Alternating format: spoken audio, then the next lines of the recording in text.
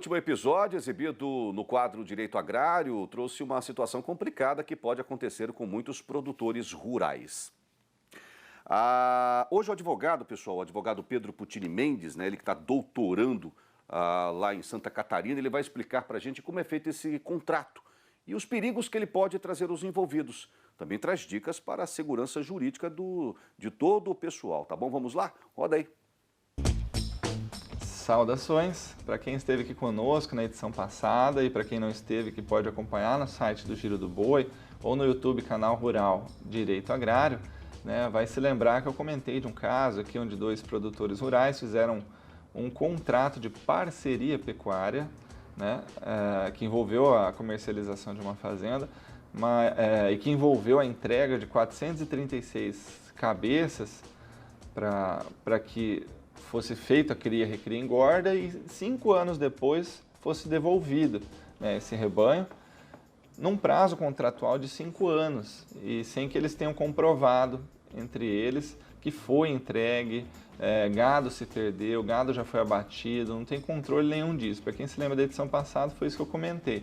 E o perigo disso no momento de resolver esse contrato, se não houver acordo entre eles, e for ajuizada uma ação de rescisão contratual, é que o tribunal não entenda a favor nem de um e nem de outro, falando, teve ou não teve gado aqui nessa situação, né?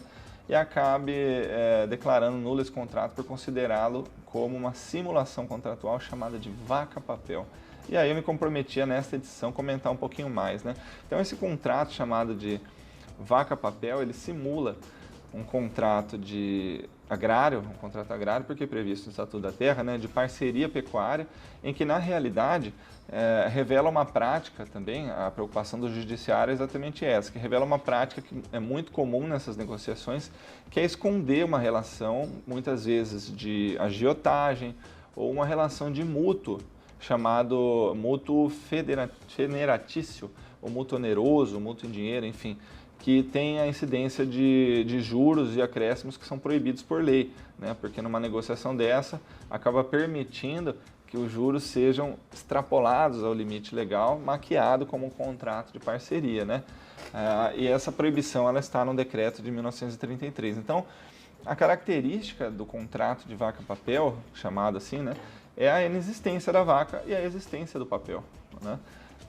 Então, porque a transferência das vacas só ocorreu no papel, não ocorreu na prática. E isso não foi comprovado por nenhum meio de prova, que nós já comentamos na edição passada, né? Além daqueles tipos de prova que nós já comentamos, as testemunhas, enfim. Então, isso transformaria os parceiros, outorgante e outorgado, né, em mutuante e mutuário, numa relação de empréstimo a juros, não mais de parceria, né? E o problema é que nesse mútuo federatício, que nós chamamos, a limitação de juros ela é estabelecida por lei em 12% ao ano e há a exclusão de encargos relativos à devolução do gado, a substituição da idade, né, pela correção monetária e pelos juros de mora estabelecidos por lei, né? Bom, vejam aqui a seguinte situação que ela é contada pelo professor Licínio Carpinelli, né? Ele diz o seguinte, que um pecuarista, proprietário rural, encontra-se atravessando dificuldades financeiras, né, e necessita de tempo para trabalhar e produzir, a fim de restaurar a sua administração, resgatar seus débitos, e da mesma forma ele pode necessitar de um capital para giro das suas necessidades mais emergentes, né? E nessa situação surge um interessado no imóvel, eles convencionam um contrato simulado, né, de parceria pecuária, sem que nenhum deles entregue nada, né? E nesse momento os débitos são muito menores do que os valores que são compostos a fim do empréstimo, né? E tudo é aceito pelo parceiro devedor devido à sua situação de fragilidade, né? Então, é por isso que há simulação, que há uma preocupação do judiciário em anular esse tipo de contrato, né? Enfim, o que pode salvar essas situações, né, esse contrato, os pressupostos desse tipo de contrato de parceria pecuária são os seguintes: a entrega efetiva do gado tem que ser comprovada, né?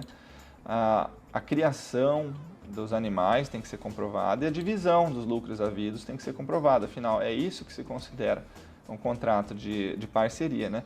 E nos tribunais não há nem o que se discutir, porque já desde desde sempre, né, o Superior Tribunal de Justiça, principalmente no ano de 2000, inaugurou vários entendimentos, né, quando, me lembro até de um caso, nesse ano de 2000, quando na gloriosa cidade aqui da UANA, né, se iniciou deste caso na simulação de uma relação de agiotagem, né, um contrato que foi feito para esquentar dinheiro maquiado como parceria pecuária. Então, diversos tribunais já decidiram no sentido de que seria nulo esse contrato. E quais as recomendações, então, né? Já 2 quadros falando de parceria e vaca-papel.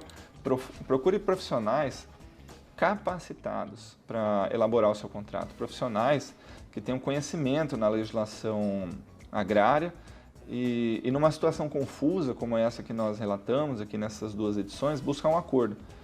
Porque instruir um futuro processo através de laudos periciais, avaliação econômica, embora seja o caminho para uma ação judicial, pode trazer resultados que não vão agradar nenhuma das partes. Então, saudações e até a próxima. Grande abraço, Pedro Pucini Mendes.